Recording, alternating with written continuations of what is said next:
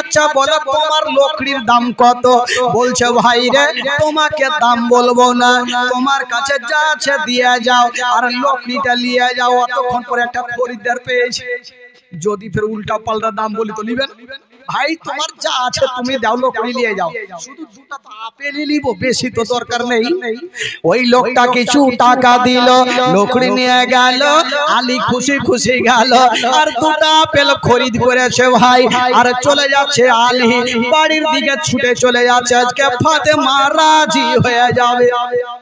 চলে যাচ্ছে, আমার আল্লাহ পাকের কাছে কয়েকটা ফারিস্তা আরজ করছেন, আল্লাহ গো আজকে তো আলী ফাতেমাকে রাজি করতে যাচ্ছে, আজকে আলীর পরীক্ষা নিব, দেখি আলী পাস করতে পারে কিনা। আমার বলছে ফারিস্তারা আলীর পরীক্ষা নিবে, তবে সাবধানে যাও, হুড়কি খেতে হবে। বলে কেন? বলছে আমার আলী জিন্দেগিতে ফেল পড়বে না। তো ফারিস্তারা বলছে আল্লাহ চেষ্টা করে দেখি ফেল করতে পারি কিনা। এবার বাবা গো ফকির সেজে আলীর সামনে একজন দাঁড়িয়ে গেল। আলী তো পকেটে ভরে রেখেছে আপেল। আলীকে বলছে আলী আমি 7 দিনের ভোকা, তোমার কাছে যা আছে আমাকে দিয়া দাও। তবে আলী দিয়া দাও। আলী বলছে ভাইরা আমার কাছে কিছু নাই। বলে কেমন কথা বলছো, তোমার কাছে 2টা আপেল আছে। ই বললো ই জানলে কি করে রে ভাই, পকেটে ভরে রেখেছে, জানলে কি করে? ও তো জানবে ভাই, ও তো ফকির নাই। আলী ভাবলি জানলে কি করে? বলছে আলী 2টা আপেল আছে দাও। আলী চিন্তা করছে করব তো করব কি।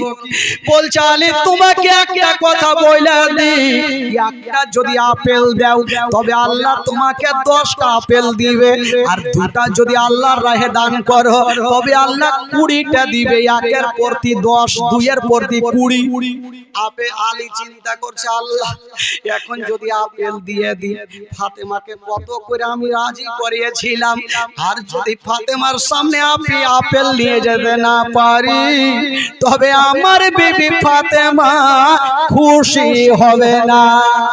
কিন্তু বিবি তো এরকম, ফাতেমা ভাবছে আমি আপেলের দরকার নেই, আমার স্বামীকে চাই, কোনো জিনিসের দরকার নাই। কিন্তু আলী তো চিন্তা করছে আমি কত বড় মুখ করে বললাম, কিন্তু আমি কেমন করব? আমি ফাতেমাকে আপেল দেব না ফকিরকে আপেল দিব?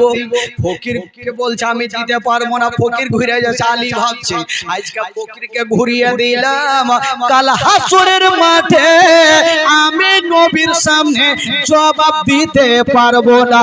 আমি ফাতেমাকে বুঝিয়ে দেব, কিন্তু আমি ফকিরকে ঘুরাবো না। ডাক দিচ্ছেন চলে আসো বাবা, 2টা